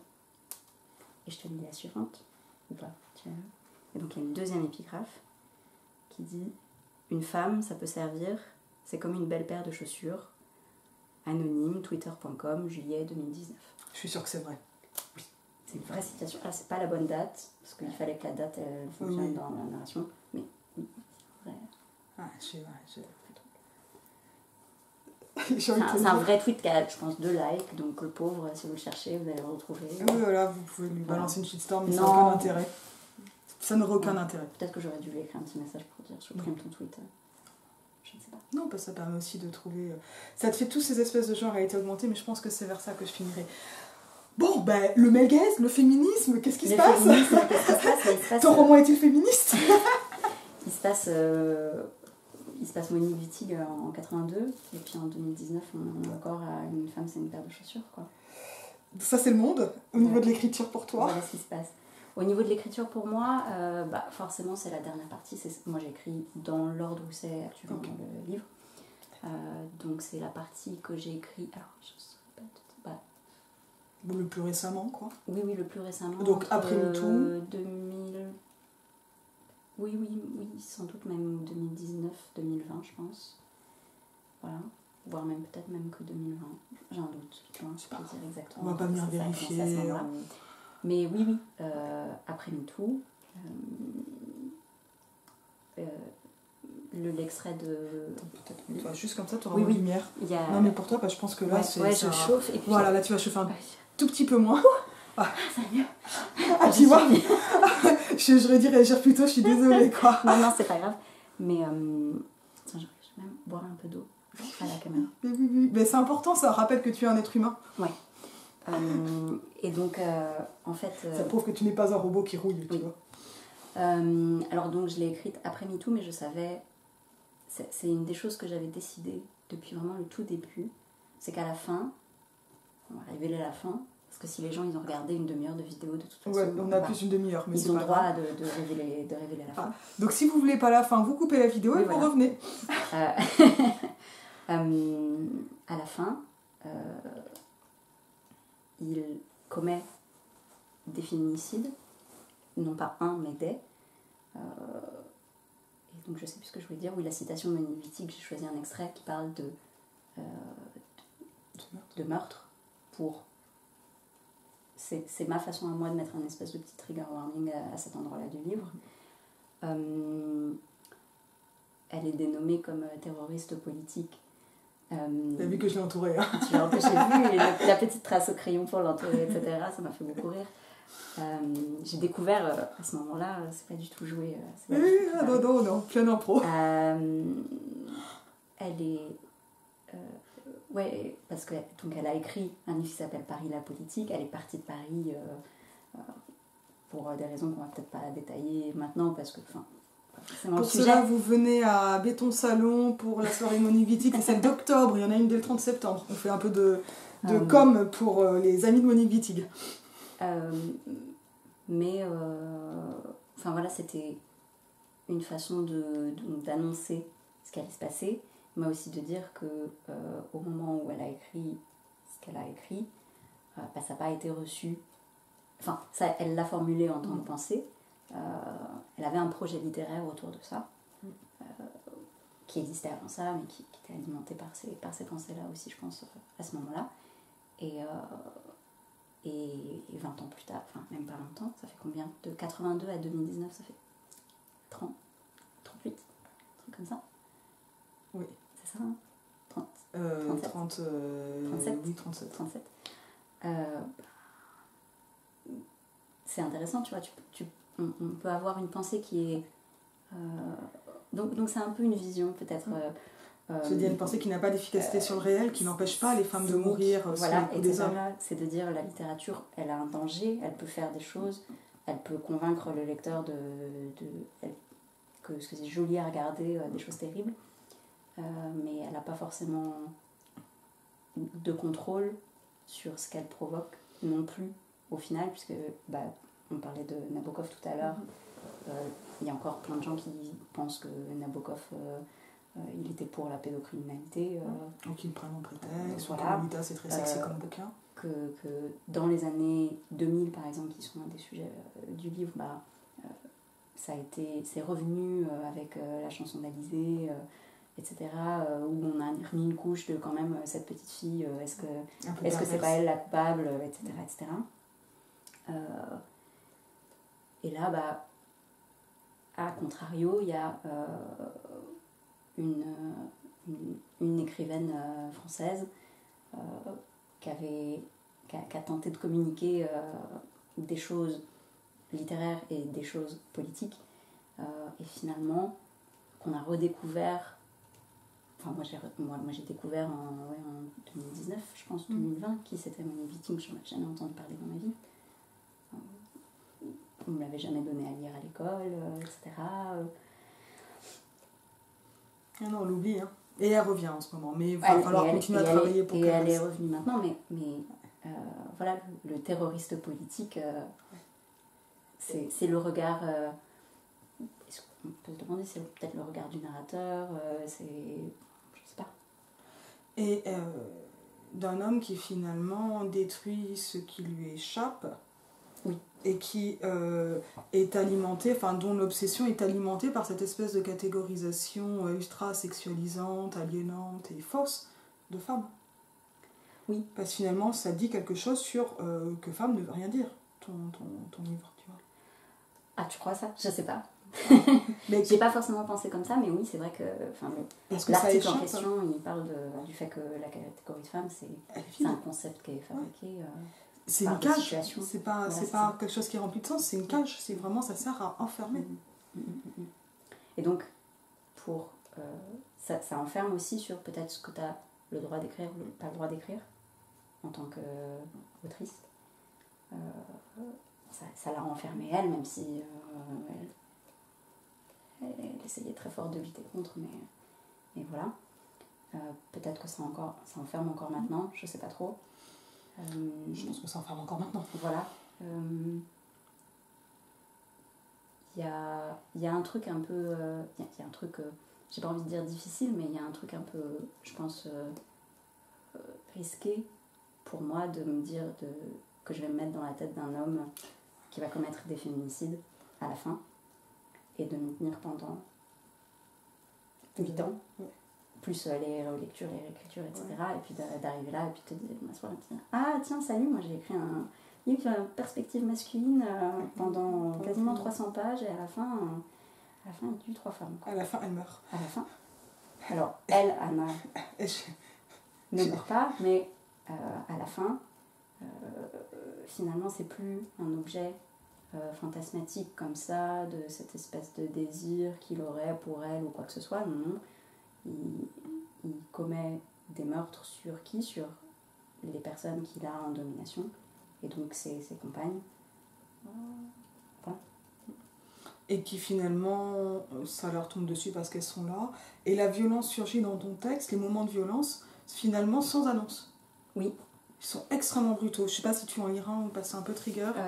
Non, on n'est pas obligé. Ouais, je sais. Honnêtement, mais ça devait être dur à écrire. C'était très dur à écrire. Je pense que j'ai fait une pause de 3 mois avant de le faire. Et je les ai fait en une journée. Et je les ai relus une fois depuis. Et j'en ai pas touché une virgule, quoi. Parce que c'est... Enfin, voilà, il y a un truc où Enfin, forcément, c'était terrible. C'était terrible à écrire. C'est terrible à raconter. C'est venu... Enfin... J'avais décidé depuis le début que ça se passerait comme ça, et puis il se trouve qu'il y avait un blog que je suivais, moi, qui s'appelle Girls and Geeks. Oui, c'était celui de Titu Lecoq, ouais. Oui, et que donc, ça fait partie des personnes dont je regardais le travail au tout début, quand Internet c'était encore des blogs, voilà. Et puis en 2017, post-MeToo, elle a commencé à s'occuper du comptage des féminicides médiatiquement. Enfin, c'est pas la seule, hein, bien évidemment, c'est pas pour dire qu'elle possède ça, mais moi, je suis rentrée en contact avec ça à travers elle. Et c'est très bien parce que ça m'a informé davantage, tu vois, sur comment gérer cette fin-là et qu'est-ce que ça signifiait aussi de faire un livre là-dessus, quoi. Parce que bien évidemment, tout ça, c'est pas juste... Enfin, c'est de la fiction, mais derrière, c'est des cas concrets de choses réelles qui se passent vraiment. Et donc, ça peut pas être... je pense que quand on écrit sur ce genre de sujet, on a une responsabilité quand même, tu vois, où ça peut pas être complètement détaché du versant réel de ce qu'on raconte. Voilà. Là, tu parles au niveau d'une éthique d'écriture, ça rejoint une actualité de façon presque miraculeuse et tragique. Parce que là, le fait que les questions que tu te poses deviennent des questions d'actualité, ça aurait pu être heureux si c'était pas ces questions-là, je veux dire. Oui, bien sûr. Oui, bien sûr, il aurait pu se passer qu'entre... Pour l'écriture, c'est super, mais c'est vraiment horrible pour le monde. Entre 2012 et 2023, on ait trouvé un moyen de faire en sorte qu'il n'y ait plus de féminicide, mais est-ce que ça aurait pu se passer? Je pense pas, quoi.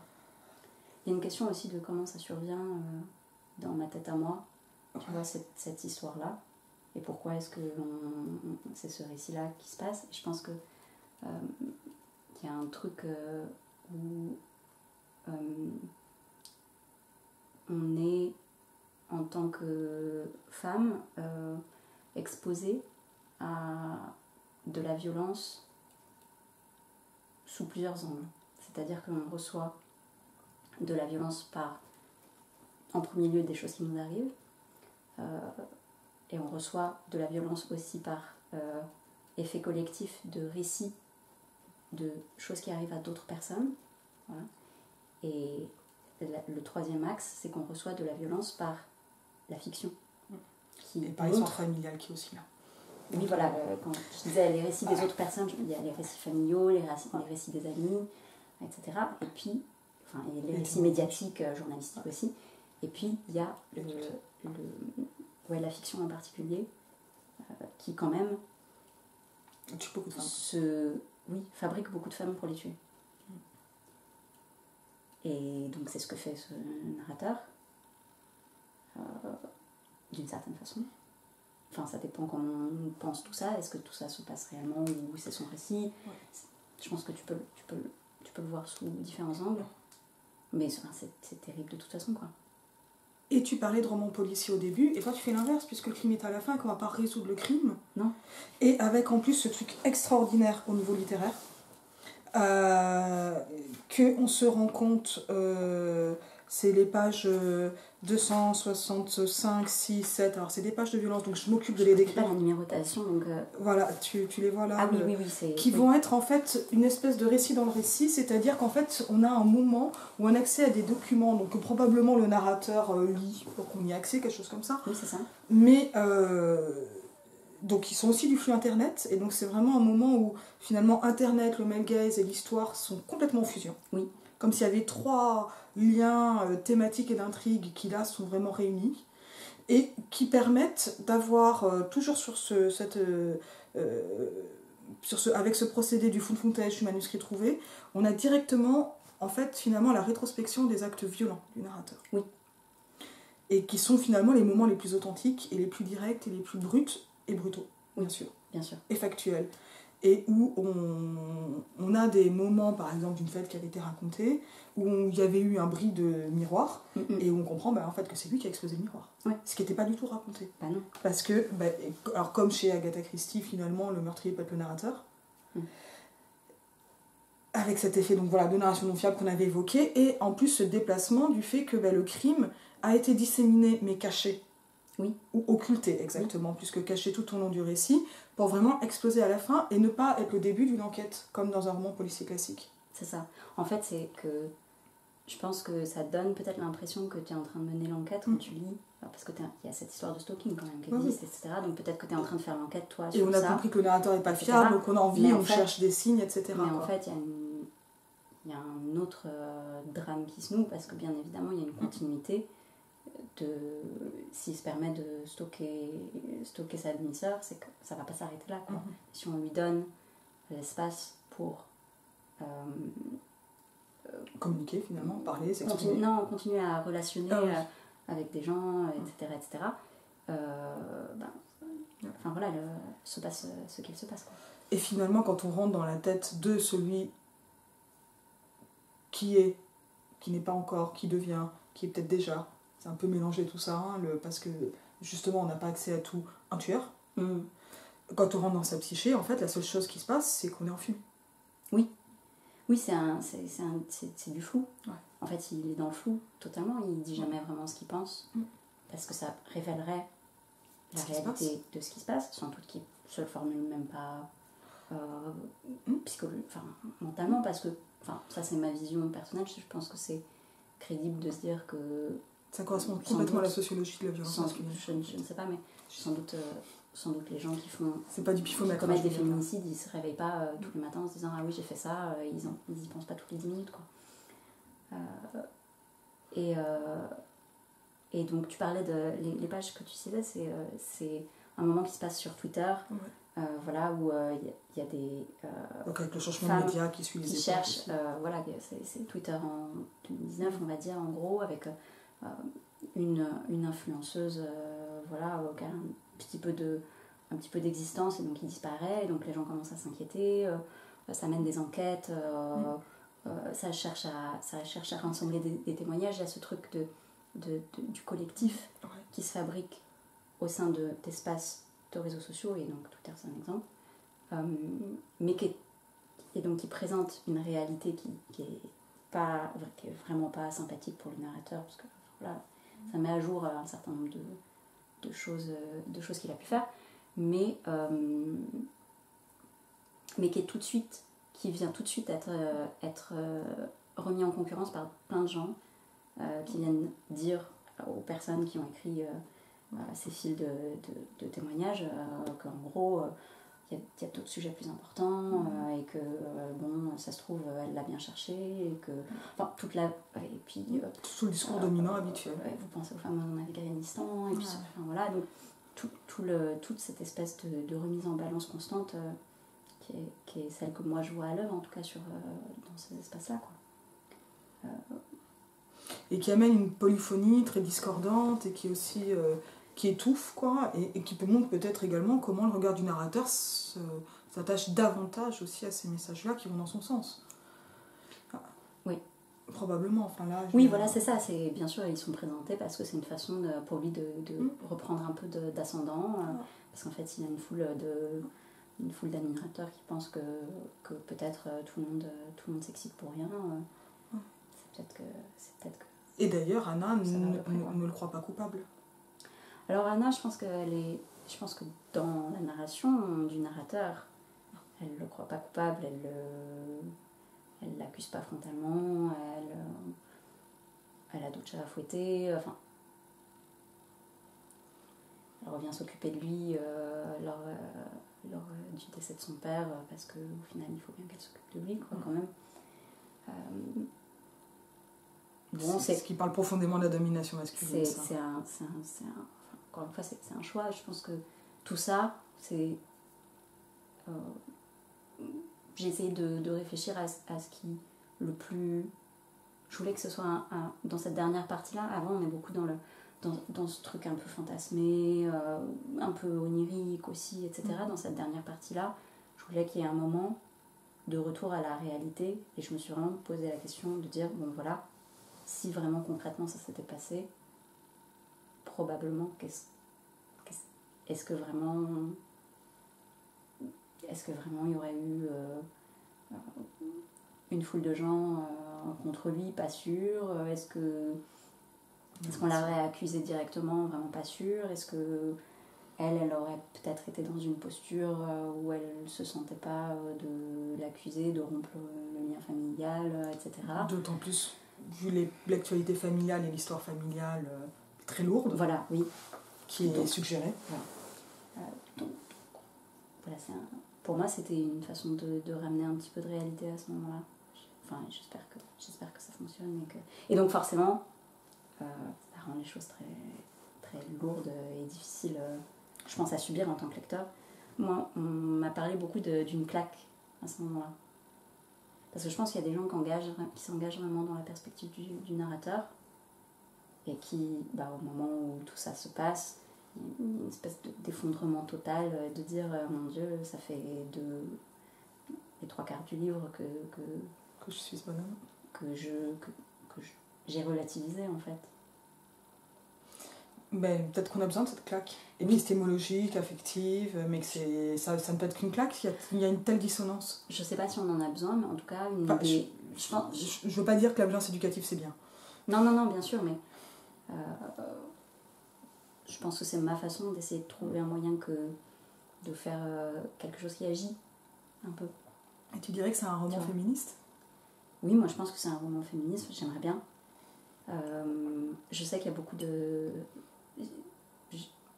Parce que j'ai assez peu lu d'autrices féministes pendant toute la rédaction de ce livre, parce que simplement j'étais pas en contact et que j'ai pas eu l'occasion avant et que ça se passe maintenant. Je sais que c'est pas du tout l'approche qui est prise par beaucoup d'autrices féministes actuellement, dans le sens où on a plutôt tendance à dire que représenter des psychés d'hommes violents, c'est pas voir à travers leurs yeux, on en a assez, on en a plus besoin, je pense qu'on n'en a pas de façon féministe beaucoup. Je pense qu'on a beaucoup d'analyses féministes. Je l'avais cité pour en finir avec La Passion, on peut citer Kate Millett, on peut citer quand même pas mal de théories féministes, d'analyses féministes, d'œuvres qui ne sont pas féministes, mais des œuvres féministes qui l'analysent, je pense qu'on n'en a pas tant que ça. Donc voilà, je prétends pas affirmer que oui, j'ai raison et que tout le monde a tort. Non, mais tu dis ce que tu as. Non, bien sûr. Je sais pas si maintenant je le referais de la même façon, tu vois. Sans doute que non, parce que juste ça existe dans son temps, qui est le temps de 2012 à 2020 pour moi, et puis le temps de 2023 pour les lectrices. Mais il est très très fort sur ça, sur aussi ton livre, sur la captation de ce qui fait une époque et donc de ce qui fait aussi l'histoire, parce qu'il y a une évolution, vu la longue période qui est appréhendée, notamment d'internet, mais pas uniquement, et sans la lourdeur d'un Bret Easton Ellis avec juste les noms de marque ou ce genre de choses, tu vois, t'es vraiment sur quelque chose alors qui va être du côté évidemment de quel médium ou média, je sais jamais comment il faut le dire, mais de passer donc blog, Facebook, Twitter, etc. Ça suit l'époque, mais ça amène aussi des écritures très différentes, donc qui sont nourries de tes propres flux internet. Il y a un moment, il faut bien qu'on parte de quelque part. J'ai sans doute passé beaucoup trop de temps sur Twitter, je pense qu'on peut le dire sans que ce soit dramatique. Mais ce que je trouve incroyable, c'est comment cette fragmentation que peut amener Internet, de textes courts qui se succèdent, avec ce qui a été des image boards, un moment, donc le flux de posts, de tweets, etc., fonctionne très bien avec l'espèce de perception dissociée permanente du narrateur qui en même temps donne une espèce de fausse maîtrise, tu vois, par les mécanismes de ce qu'on appelle l'épanorthos, qui est la correction quand il reprend. Est-ce que c'est ça ? C'est peut-être plutôt ça, etc. Très Nathalie Sarraute, par exemple. Que je n'ai pas lu. Voilà, mais c'est pas grave. Attends, Nathalie Sarraute. Mais très intéressante, Nathalie Sarraute. Je l'ai pas assez lu, mais vraiment chouette. Mais alors, tu l'as chez d'autres aussi, tu vois, les épanorthos comme ça, c'est vraiment une figure de style. Et en fait, ça colle avec cette espèce d'écriture de la dissociation. Tu vois, là aussi, il y a quelque chose entre Internet et la dissociation chez le narrateur qui crée cette impression que moi j'ai trouvée poisseuse, paradoxalement, tu vois, ou sur la construction du personnage qui est très spéciale. Qui, voilà, pour moi, est assez atypique en littérature. Alors, j'ai pas tout lu, mais qui fonctionne très très bien en tout cas, ça c'est sûr que je peux le dire.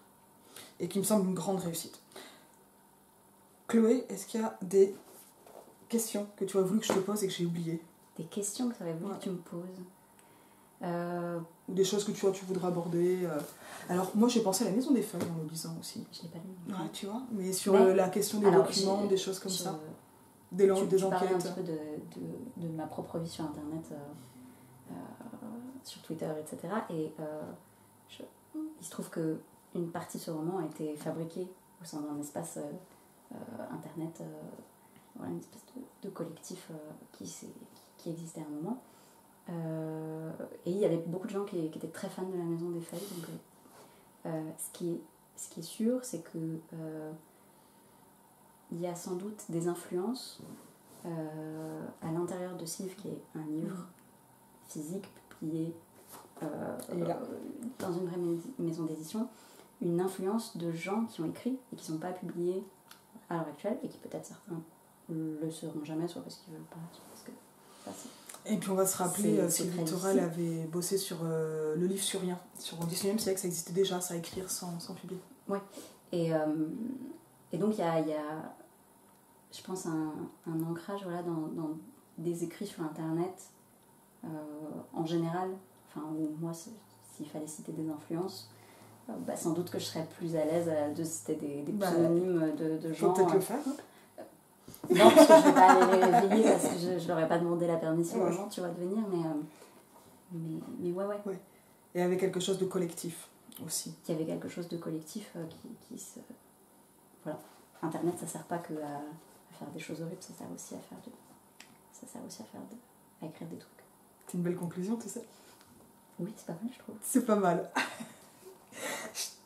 Vraiment un immense merci d'abord pour le livre, que vraiment je recommande. Quand vous êtes en forme, ça reste un livre difficile. Non, mais on va le dire, quoi, voilà. Je vais mettre un trigger warning. Quand vous êtes en forme. Oui, non, mais c'est vrai que... Vaut quand même mieux être en forme, mais ça vaut le coup de le lire. Vraiment. Non, mais c'est sûr que là, ma rentrée littéraire... Et puis là, maintenant, je vais lire Claude Lhomme, je pense, donc... je pense que c'est bien. Ouais, c'est super, mais c'est super dur aussi. Oui, si c'est le dernier. Ça, oui, je pense, je l'ai pas encore acheté, mais je pense qu'il va être dur.